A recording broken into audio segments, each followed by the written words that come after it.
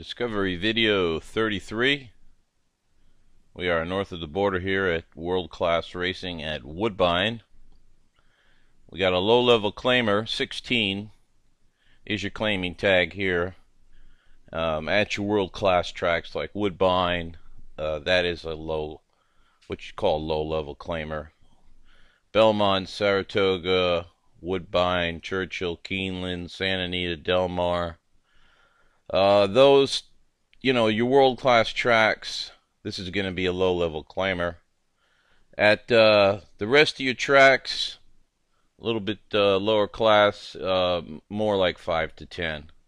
But at Woodbine, we would consider a 16 claimer on the low side, and that would make it a preferred race. And we're here on the digest page. Follow that banner. It takes you to the page with all the Discovery videos. And then follow the red arrow. And here's my listing of value odds and overlay preferred races. In these races, I have a better than average chance on getting a high-priced value odds or overlay winner. So the research says. And I focus on these. The impact value to get such is absolutely fantastic in these types of races. The newest to the group that was just added after much research, all non-graded stakes. That's your stakes races that have a name given to them, but they're not graded. But also the grade 3 races in that category as well. Grade 1s and grade 2s are not preferred races, but grade 3 and non-graded stakes are now preferred races. Then you got your maiden claiming races, maiden special weight. Then you got your claiming races with a condition. You'll see CLM, and then the claiming price, and then a bunch of these numbers and letters. They all signify some kind of non-winner's condition, hence the name that we call these conditional claimers. Bottom and low-level claiming races, like I said in the beginning of the video, your world-class tracks, I'd say up to 20 would still be considered low. The rest of your tracks, probably more like 5 to 10 is considered low. Then you got all races on the turf and all races on a wet track. Okay, so we have come upon a preferred race. Now, the next thing I'm going to do is look for the value odds horse. And aren't we lucky? We've got 2 of them. Normally, that would, normally and naturally, that would require some thinking, okay? But remember, the number one factor to this whole thing is what? If you said the odds near post time, you would be correct. Take a look at what these, number 6, Handy Harold. Now, yes, he's the top pick, and yes, the pace, par, and total pace icons make it outstanding, okay? But remember, what we want to know is what are these odds near post time? And they're letting Handy Harold go at 20 to 1. The other value odds horse, the 9, Stolen Boy, they're sending in action on that one at 10 to 1.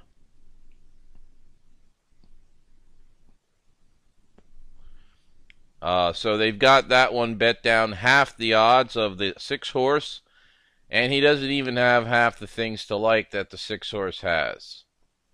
And if you look here, I see 333. I see a horse with thirditis. But in any case, the odds make the decision for us. Now, if both value odds horses were 20 to 1, if they were 20 to 1 each, I would say, well, you know, even though the 6 has got a lot more to like, the both of them being 20 to 1, we better key both of them. But in this situation where we have 20 to 1 and 10 to 1, here's what you can do. Obviously, we're going to key the 6 in here at those odds with all the things going for him. But what are we going to do with the 9? Now, there's two things you can do. You can either just not do anything with the 9 and just play him as you would play him with the other horses in the exotic wagers, or you can put a few bucks on him as a save or win bet. Okay? If you want to be really, really conservative and you don't want that mental psychological beat, if he wins at 10 to 1, you put a few bucks on him to win. That way, if he wins, then, you know, you're getting something back. But I can tell you the impact value on always going with the higher price horse. And remember, we're not only going for the higher price horse, we also want the highest ranked horse at the highest odds. So in this race, you know, we're getting that. We're getting the top pick, and we're getting the highest odds. So this is exactly what we look for. So as you can see, the situation is become easy. What might have looked at first glance, the first 10 seconds you look at this race, you go, oh, 2 value odds horses. Which one? What do I do? But then you look at the odds as you get floating. As you float near post time, and then you start assessing the situation. Now, okay, I got 20 to 1. Can I have confidence in the 6? Handy Harold.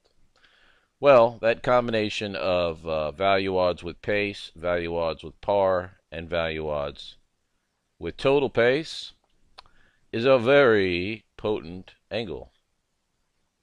Angle 10, value odds angle, from the free ebook 36 Proven Winning Overlay Angles. You can click on that anytime you want and read them all in detail. But I highlighted here the important part of this whole thing on angle 10. There are 5 certain other icons that, when listed on a value odds horse, have proven to be very potent. Pace, final time, par, late pace, and total pace. And our horse, our top pick in this race, has got total pace, par, and pace. That would be an early mid-pace advantage, a total pace advantage, which is also considered late in the late stages. So whenever you have pace and total pace together, it's dynamite. And on a value odds horse, throw in the fact that he's got the par icon. So he's got 3 of the 5 combinations that are very potent.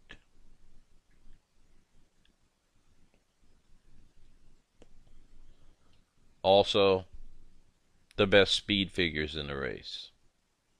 Our speed figures. And even though I think speed figures are all alike, there's all kinds of different speed figures. But I bet you if you compared race to race, your horses with the highest speed figures, no matter what speed figures you're looking at, the higher horse is going to have the higher figure. But it's how you analyze those figures. Remember, just because a horse ran, XYZ in his last race does not mean he's going to repeat that effort today. So in analyzing the speed figures, that's how you properly use speed figures, okay? And see, that right there alone gives you an advantage over the majority of the betting public, who will simply look at all the horse's last race speed figures, possibly, maybe even last 2 races or so. But if you try to find a pattern, and that's what our icon, when you see that we have the icon, that icon means the pattern of the speed figures is there.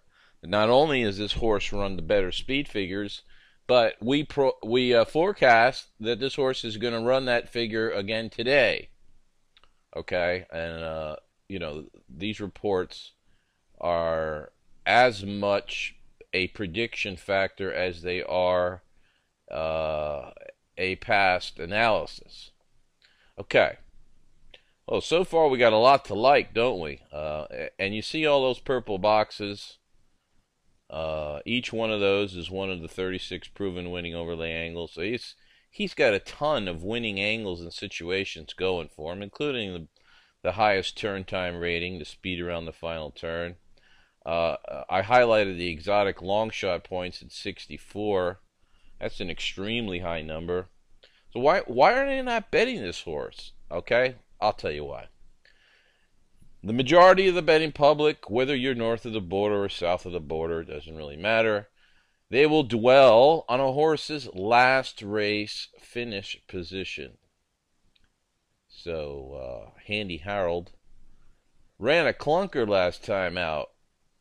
But as you can see here, 3 races back was a winner.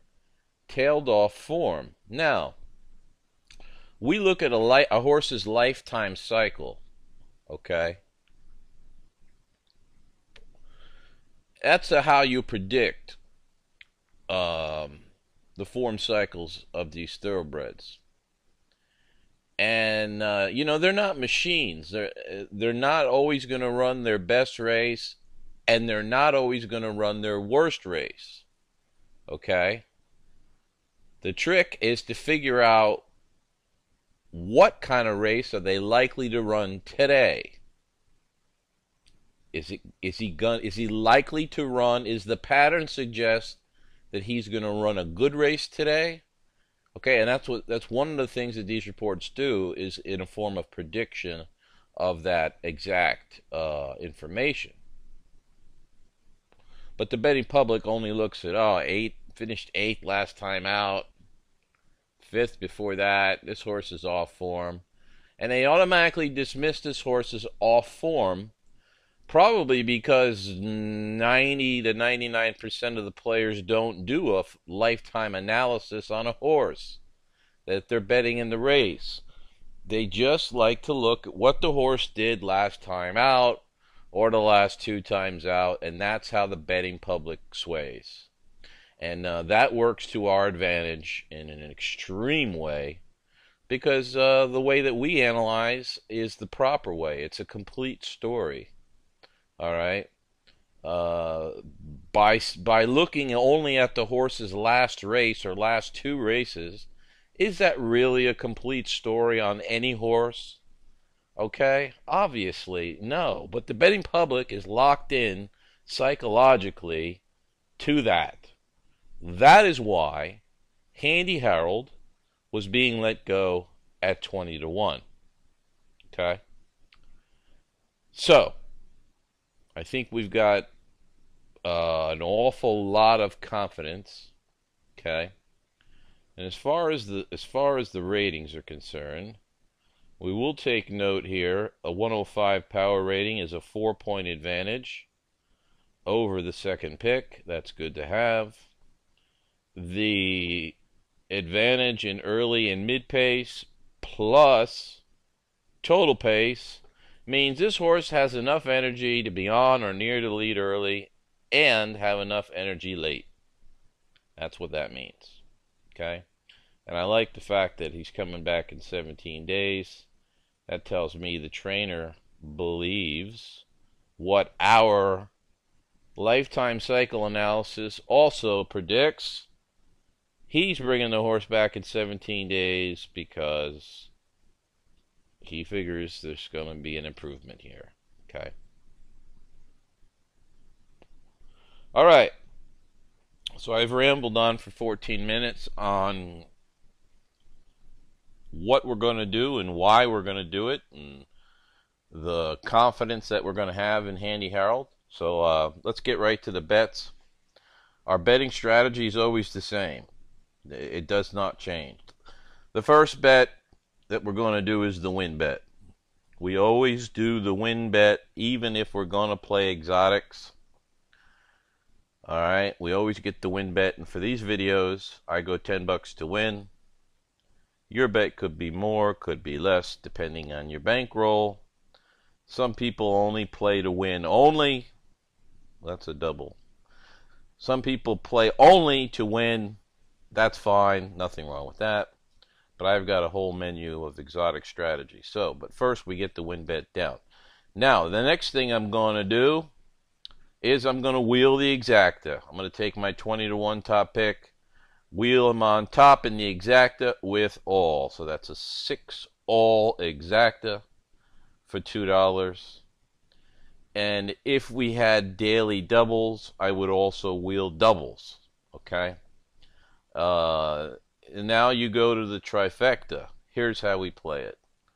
The 6 on top by himself in the first position of the trifecta. Then in the second position of the trifecta, we're going to put the 10, 9, 2, 4. And that represents the rest of the horses in Group A and the top horse in Group B. And then we're going to go all for third, and your 10-cent super all for fourth. The only thing left is your pick threes and pick fours and situations like that. This being the 10th race in the card, I would look ahead and I'd say, you know, that top pick in there has got pace and total pace and par and the speed figures and a whole bunch of purple boxes and his 20 to 1 morning line, that without even knowing what the odds are near post time, I could look at this race in advance, because remember what I said, these value odds horses that are 15 or 20 to 1 morning line, you've got a very good chance that that horse is going to go off at good odds.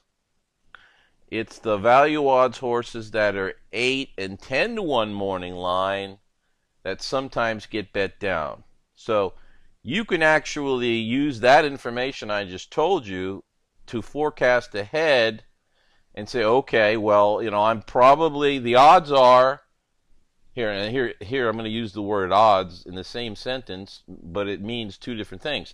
The odds are that we're going to get good odds on this horse because his morning line odds are 20 to 1. Okay. It's all in the psychological part of the game, by the way. The reason why a 15 to 1 morning line and the 20 to 1 morning line horse will always go off higher odds than a 10 to 1 or an 8 to 1 in most of the time is all in the psychological way. When horse players look at 20 to 1, a lot of them will just dismiss completely, which is fine. I mean, it's all the better for us because we look for these situations where the betting public is dismissing the wrong horse. They don't like 20 to 1 shots. They don't really like 15 to 1 shots. They tend to steer clear of those types of horses. All the better for us. However, they will sometimes stumble on a 10 to 1 morning line horse or an 8 to 1 morning line horse and put a little money in that direction, because psychologically the 10 to 1, the 8 to 1 is a world of difference from the 15 and the 20 to 1 morning line in their mind. Okay? That's just a part of the psychological part of the game. Okay, what did I leave out? Pick threes and pick fours. Yeah, I mean, you can single. You're going to single the 6, and if you're playing pick threes and pick fours, who do you think you're going to play in the other 2 races of the pick 3? What's common sense and simple? Well, if you said the Group A horses in the other 2 races of the pick 3, you were correct. Okay, we like the single 20 to 1 shots in pick 3 wagers, while a lot of the horse players like to look for that quote-unquote sure thing at 4 to 5 to single. And I never understood that, because even if the horse does win, everybody at the track's going to have the horse in their pick 3. So, I mean, what are we gambling for? Personally, I like to gamble to make a nice steak. I don't like to gamble for nickels. All right. So we've established that Handy Harold has enough energy to be on or near the lead early and enough energy late, and his cycle's going to put him on top today.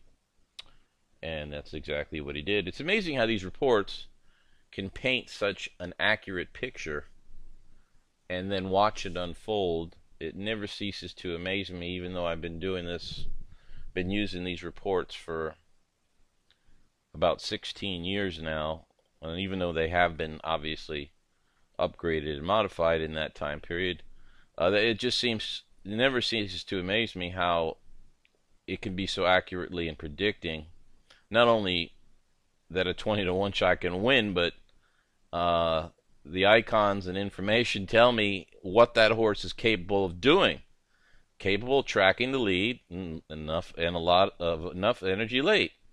So 4150 on the Win Mutual, and as frequently in preferred races, the betting favorite off the board.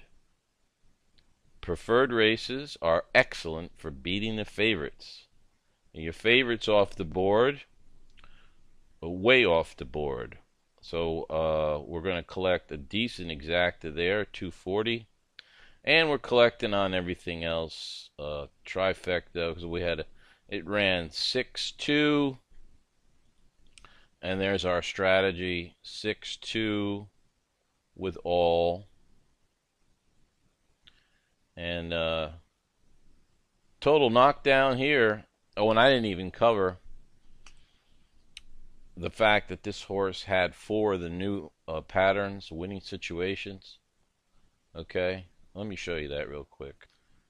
The new ebook for members, Winning Overlay Situations A through Z. Not only is it a book, but we have a report for each track every day. And as you can see here, I highlighted Handy Harold. He's got 4 of these angles. Winning situations, winning overlay situations. And any horse that has 3 or more, I absolutely love. He's got 4. And also horses that have both angle S and X was just, I mean, the things to like were endless. Okay. Total knockdown here, 3,767. And the way to long-term profit in this game is not by trying to make a few bucks a race. The odds are against that happening. How you do it? Big scores. Chunks. 3,700, 2,500, 2,700, 9,000, 4,400, 8,000, 3,500. I think you understand where I'm going with this here. That's how you make a long-term profit in this game. Now the secret is to get from the one hit to the next hit. And we do that with bankroll management. Whatever your bankroll is for horse racing, money that you set aside just for horse racing, that's your bankroll. Not money that you need to pay bills with, obviously. It's money that you set aside for horse racing. Whatever that bankroll is, hopefully you're looking for preferred races at the tracks that I like, that you see in these videos. And I like to say 1% of your bankroll is what you should play as a maximum in any given race. Perhaps 2%.